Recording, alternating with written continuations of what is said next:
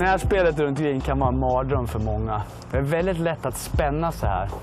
Och då har man en topp över green, eller till och med en duff, rakt ner i bunken. Men en av hemligheterna att bli en riktigt bra närspelare är faktiskt att välja rätt klubba vid de olika lägena. Och du, glöm inte att använda fantasin. Jag ska visa dig ett par lägen. Här har vi ett. Bollen ligger rätt så tjockt. Vi har en bunker framför green. Flaggan står rätt kort in på green. Här är jätteviktigt att välja rätt klubba. Jag väljer givetvis en med väldigt mycket vinkel, eller loft. En sandwich. Det finns till och med lobwedge. Och vinkeln hjälper ju faktiskt bollen att komma upp i luften. Så det här slaget kommer jag våga att svinga igenom. Och det är den andra delen som du ska tänka på. Svinga igenom. Jag ser alldeles för många som hugger ner på bollen och där har du både en topp och en duff. Så jag brukar säga lika lång sving bak som fram. Då får du en känsla av att du skapar fart genom slaget. Se ut så här.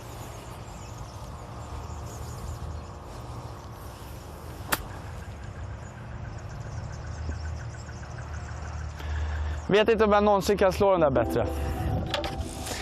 Här ska vi titta på ett annat läge. När bollen inte ligger på green utan på den finklippta delen utanför. Kan till och med vara fairway. Ungefär så här. Här är ett gott råd att använda den säkraste klubban i baggen. Och faktum är att det oftast är putten. En dålig putt blir aldrig lika dålig som en dålig chip. Och det är faktiskt inte fegt att använda putten utan det är smart.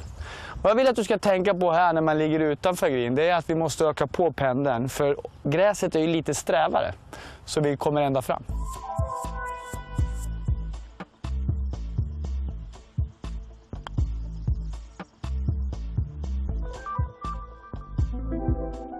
Här ska vi titta på en övning som faktiskt kan hjälpa dig att avgöra vilken klubba du ska använda. Putter eller chip. Vad jag gör är att jag lägger upp 2 bollar, använder min lilla järnåtta. Och så slår jag chip. Ja, lite för lång.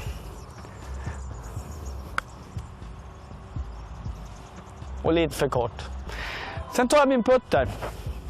Samma läge. Ofta så visar det sig att putten ger ett bättre resultat. Så i början, använd putten för det är smart. Chippa kommer du lära dig. Det här är en till övning. Och den här är faktiskt bra för pitchen. Du behöver inget stort utrymme och du har redan din bag.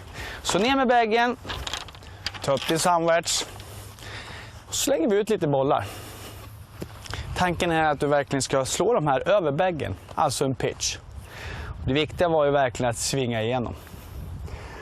Så lika långt bak som fram. Enkelt. Och sen är det bara att slå. Lika långt bak som fram. Och ju bättre du blir, ju närmare över baggen kan du landa bollen.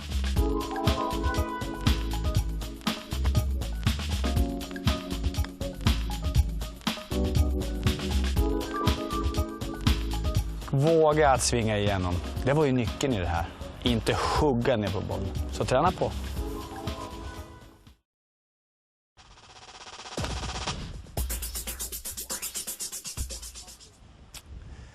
Chippen, det är förmodligen en av de mest använda slagen runt greenerna. Det är det låga slaget och så man kan använda vilken klubba man vill. Det första jag vill påpeka är en smalare stans. Det gör vi bara för att vi ska hålla underkroppen mer passiv i pendelrörelsen. Nästa steg är att vi ska jobba med en liten öppen stans. Här.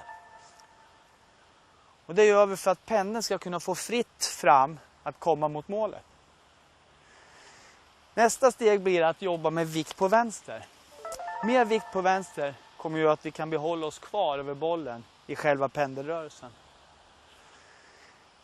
När klubban nu kommer ner så kommer vi föra fram händerna på vänster ben. Och det gör att klubbans vinkel kommer bli lite lägre. Som gör att vi får ett lägre utgångsriktning på slaget. Och vi får en chip. Nu ska vi titta på bollplaceringen. Bollplaceringen kommer hamna någonstans i mitten eller lite längre bak i stansen. Och det gör vi för att vi vill att klubban ska träffa bollen först och inte duffa eller toppa. Så när vi har gjort det här nu så kommer vi in till själva pendelrörelsen. Och en pendel är en rörelse som är rakt bak och rakt fram. Enkelt att jobba med. Rakt bak, rakt fram. Klubban bakom bollen, mycket vikt på vänster. Fram med händerna, Där.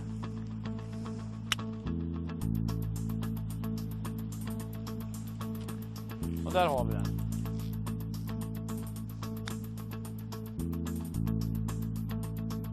Här har vi en bra övning för dig att behålla vikten på vänster. Och framförallt ligga kvar över bollen när du ska jobba med pendeln.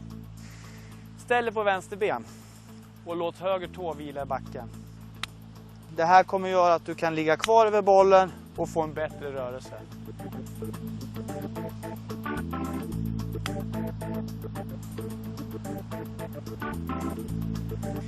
Det här är en bra övning när det gäller chip. För att du ska lära dig förstå hur dina klubbor fungerar. Hur mycket lyft de ger och hur mycket rull. Lägg ut ett par bollar, börja med en klubba och sen slår vi en chip.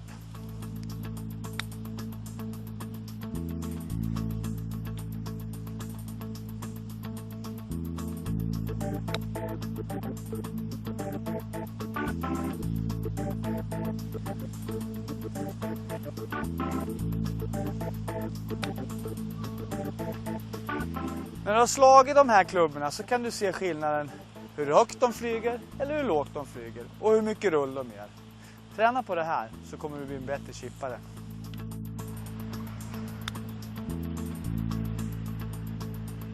Okej, tänk på de här sakerna. Uppställning nummer 1, vikt vänster där. Bollplacering långt bak och pendla. Träna på det här. Lycka till!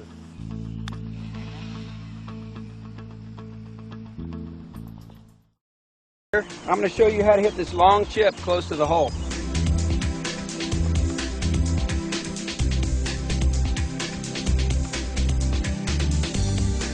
What we're going to do first is figure out how much green we have to work with. Here obviously we have a lot. We're going to chip the ball just over this high grass onto the green, let it roll to the hole like a putt. The target's going to be right in this area. The ball is going to land in this area and then roll to the hole like a putt. The way to do that is to make sure you have the correct loft on your club. This shot requires less loft. So on a short shot, you'd have more loft, like a 58-degree sand wedge. On a longer shot, this would require less loft, so we're going to use a 7-iron. Here's how the setup works. First, we're going to pick out our target. We're going to make sure the ball is in the center of our stance. We're going to make sure that our weight is on our front foot, and then we're going to also lean the club shaft towards the target, like this. What we don't want is we don't want that club shaft to go backwards. So this would be bad. This would be really good.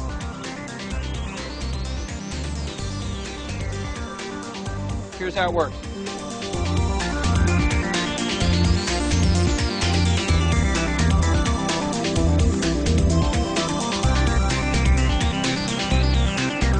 That's what I'm talking about.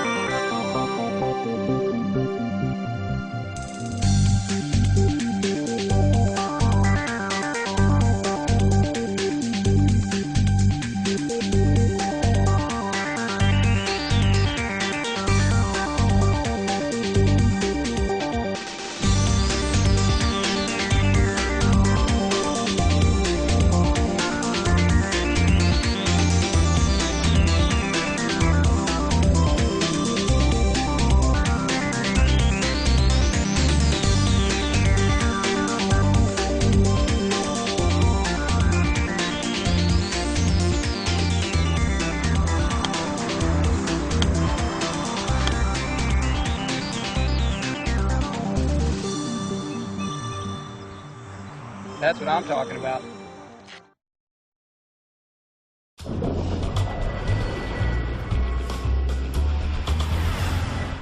As far as technique goes, chipping is probably the second easiest thing right behind putting to master. I mean, there's not a whole lot to the technique. All you're doing is you're trying to create a slightly descending blow and make some solid contact. little weight in your left foot, hands a little forward, brush the grass, and you've got the technique more or less mastered with a little practice. So, how are you going to get good at getting the ball close to the hole so that you can have more up and downs? Well, a lot of people figure, I'm going to go practice, and I'm going to play a lot of golf.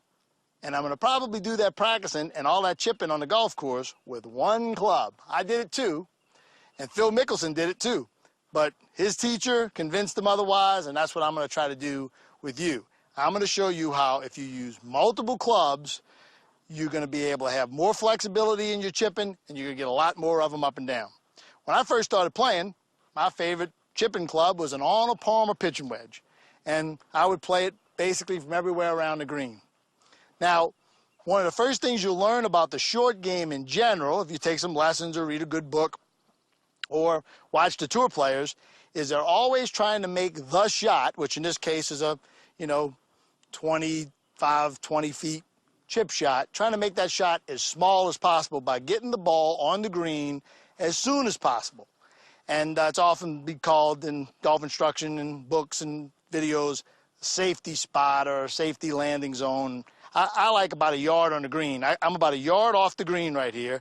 If I went one more yard and I go ahead and take out a tee and put that just off line, so it's not going to prevent me from hitting my shot toward the hole, that's a good, safe spot for me to land this shot on line with the pin and have it run out. So, okay, great. I'll read that in the magazine, and I decide that's the thing I want to do, and I take my favorite little pitching wedge, and I go ahead and try to do that. If I land the ball anywhere near that tee with that pitching wedge, that ball is not going to get anywhere near the pin. Not going to run out far enough. What most golfers think is I hit the ball too easy, but they didn't, because what they're trying to do is actually hit the ball to a spot, and they did that very well. The trick is to do the math. Which club will you use if you've got these two, parts of the equation, set in stone? The ball isn't going to move. Your landing spot, can move, but we're determined that's probably your safest, closest spot. Pitching wedge doesn't go far enough. Let's try some other clubs in the bag and see how far they go. Just to start, let's take out an 8-iron, 2 less clubs and loft, and land this ball right here. Little brush technique, same exact technique. And you can see how the ball rolls further, about twice as much further, but still doesn't run far enough to the hole. Which club am I going to need to get it all the way to the hole? Well, pitching wedge went there, 8 went there, so seems to me maybe a 6 might work. So I've got my spot. And one thing you want to do with your spot, you'll see all the good players do this on TV. When you have your spot, make your practice swings away from your ball, looking at your spot. How hard do you make this little downward brushing technique? How hard do you do that so that your ball flies to there? Don't try to lift your ball up to that spot. Once you've got a feel for how far a swing that is and how far that spot is, how much energy you need, then you can just look at your spot, make your swing, and watch the ball run out. In this case, it hit a couple things along the way, but I've got a 2-footer, and I'm probably going to get up and down and go to the next hole very happy. So, great, Brian. If I get to try all of my clubs every time I'm chipping around the green, I can figure out which one I can play this safe landing and have it run out.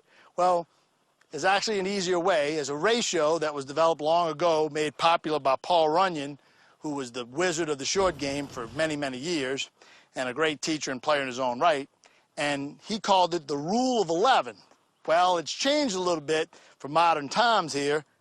It's now the Rule of 12 because manufacturers, due to popular demand, have made their golf clubs a little stronger lofted. And the Rule of 11 and the Rule of 12 basically worked on a simple principle. When you're hitting a shot, okay, what shot it is, a tee shot, but in this case we're hitting a chip shot, the ball flies to one spot and then the ball runs out to another. I always say it's 1 part carry unless you hit a cart path, and then it'll be at least 1 more part carry depending on how many times it hits on the cart path. So what we have right here is my 1 part carry is 2 yards. That 1 yard to get to the fringe and 1 more yard to get to the tee. So I have 2 yards is 1 part carry. So 2 more yards, 1, 2, is 1 part roll. And on and on and on. So as I stand here or back up from my, from my area so I get a little different view, I can say I've got 1 part carry, 1 part roll to where I was standing, 1 part carry, 2 parts roll, 1 part carry, 3 parts roll, 4 parts roll, and then at some point, maybe about 6 parts roll for this 6-iron. You see, that's the trick. You take the parts roll and you subtract that number from 12. That's why it's the rule of 12. And the number you'll be left with is the club to pick. So in this case, it's a 6-iron. It's 1 part carry, 6 parts roll. I get here, I make my practice swings, I hit my shot, and I've got a 1-footer. Now, Brian, that's great. What if, though, I'm either closer to my spot or, often cases, further away from my spot? Now that 6-iron that was perfect for this shot, from where I was right here 2 yards away, if I fly it, making my practice swings, looking at my spot, if I fly it up to that tee, that ball is going to just, lucky it hit the pin, run way over the green into a bunker, some other trouble. So because I've changed this first part, I have 1, 2 to get back to the ball, 3, 4 to get to my spot. 1 part carry is now 4 yards, so that roll is going to be proportional. 1 part roll, 1, 2, 3, 4 yards, 2 parts roll. So this shot right here is somewhere between 2 and 3 parts roll. So let's just say I want to be aggressive and give myself a chance at getting it to the pin. 3 parts roll, 3 minus 12 is 9. I take out my 9-iron here, look at my spot, make my practice brushes, and then try to land it on line with the pin, even with my spot. And amazingly, we said we wanted to be a little aggressive. The ball ran out about 4 feet past the hole, giving me a really makeable shot. And I wanted to be aggressive. Maybe I wanted to give myself a chance at, getting the ball at least to the hole. You'll find that it doesn't take you long to start seeing all your shots around the green this way, whether it's a chip shot or any other kind of pitch. And I promise you, just like Phil Mickelson, will find out no matter how good you are with that favorite club, if you can just do the math, find your safe spot, pick your club, make your practice swings at your spot, and execute your technique, you're going to have a world-class short game because you're going to be able to chip it close and get up and down from almost anywhere. So we're in pretty thick rough here, and I want to show you the principles of hitting the shot out of rough, because so many times I've had players say, I'm pretty good around the green, but I really struggle out of the rough. If that's the case, they're probably not doing the correct technique, because if they were doing the hinge and hold method, they would find that that method, along with the lob shot principles, will get the ball out of the rough just fine. We're here in thick rough. The club will get buried up by the grass. You can see the ball is sitting down. Now, we cannot rely on spin to get the ball stopped, because we have so much grass between the club and the ball. The only thing we can use is trajectory. So what we want to do is very similar to the lob shot using the hinge and hold technique. We're going to hinge and hold throughout this shot, but we're going to come in heavy just like a lob shot, and when the ball is sitting down in the rough, we're assessing our lie and we're putting our weight forward. We're driving the club in behind the ball and letting the ball just pop up high and land ever so soft. When we have the ball sitting higher up, that's when we'll level out our weight. So very similar to the lob shot, we open up the face, our weight is forward, and we just plop down right behind the ball, and we get it to pop up ever so softly and release down to the hole. Now obviously it won't be as good as a shot from the fairway, but we can use trajectory to get the ball stopped. Using those same principles, if the ball somehow sits up in the rough like this, we cannot use that method of driving the club into the ground. We'll go right underneath it. So again, using the same type of flop shot, lob shot principles, we level out our weight so that the bottom of the arc is shallow around the ball. We open up the face slightly, but we don't lay it flat like we did for the previous shot where the ball's sitting down. So we open it up, but just not as much, and then we just use the same swing. And I'm able to get the ball up high and soft and control it somewhat. So not always when we're in the rough are we trying to get the ball to land softly. A lot of times we can be in the rough and the pin can be in back and we need the ball to release. So when we do that, we still are not going to be able to catch the ball solidly. We have grass in between the club and the ball. So what we do here is the same technique of falling in behind the ball, letting the club just fall right in behind the ball, but we scoot the ball back in our stance and square up the club face. This is going to give it less loft and force the ball out lower out of the rough and with more release. You can see the ball is further back in my stance, letting the club come into the ground behind the ball. We're not trying to catch the ball first. There's too much grass there. So we're playing like a little mini flop shot, even though the face is square, and we're trying to get it to release.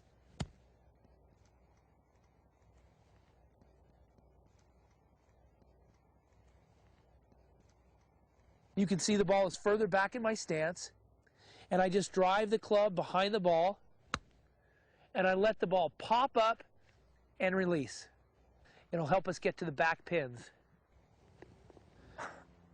So I had a question about an uphill chip shot, and that was a pretty nice question, actually. Something that I overlooked. This is going to help round out, you know, your scoring ability around the greens. Now that uphill chip shot, you basically have two options. If the lie is not too severe, and you know you want that ball to check a little bit on the green, you don't want it to roll out, you can go ahead and keep the weight on that front side. Thing is, when you keep the weight on the front side, you'll have a tendency to skip slightly into the slope, and it'll have a slight gouge to it. This will impart a little bit more spin, right? And it'll have a tendency to come out lower and a little more hot. So you notice there's a little bit of a gouge to that. That's okay as long as you catch the ball first. Now, if you're trying to hit a full shot with this, wouldn't recommend this at all. Then you're really going to stick it in the dirt and hurt yourself, and you'll have a tendency to pull this shot. So you want to make sure that your head stays behind the ball, even though your weight is in front of the ball. That way you'll get great contact with the golf ball with a slight gouge. Now, if the slope gets even more severe, however, then I recommend you stay with the back foot. You'll have a tendency, what you want to do is open up your back foot for support, better stability, and you're going to keep the weight on the inside of that back foot.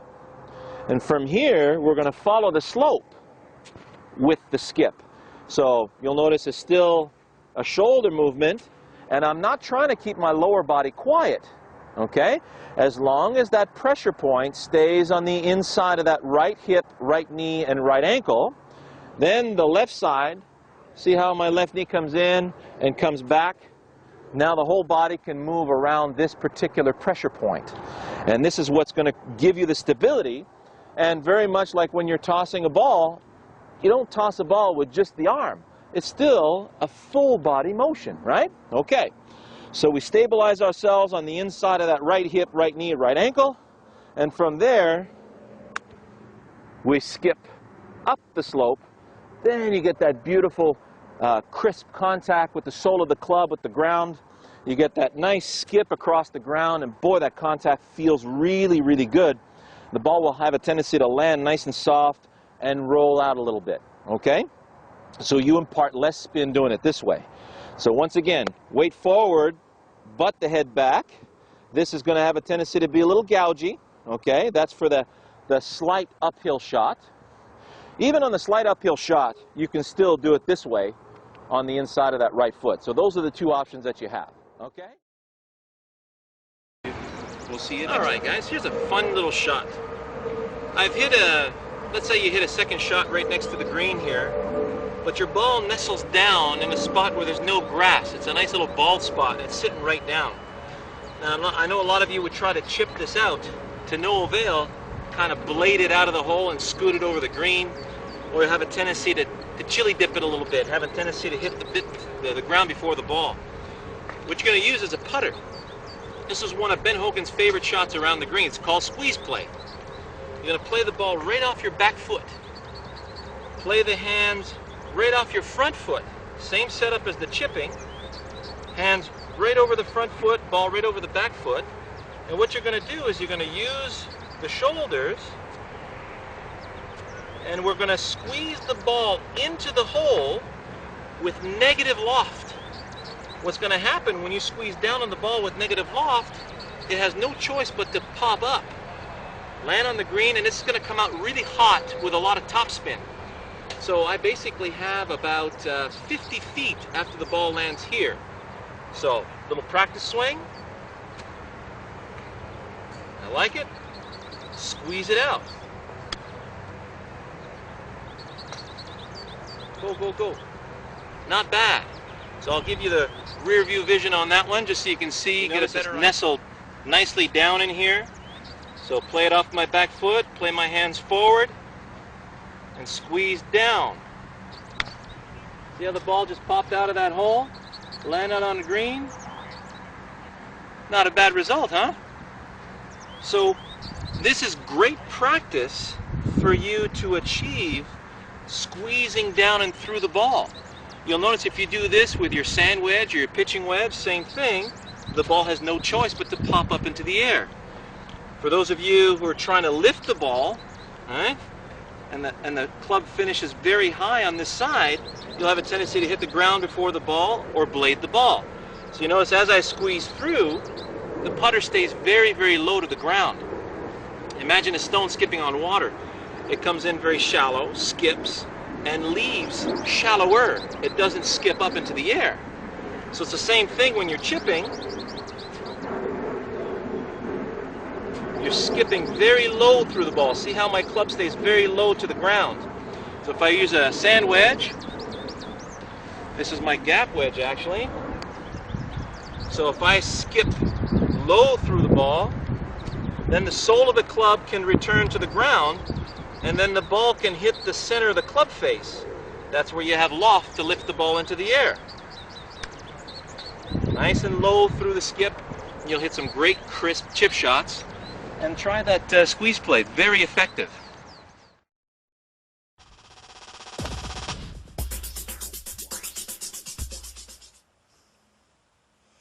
Det här läget känner du säkert till.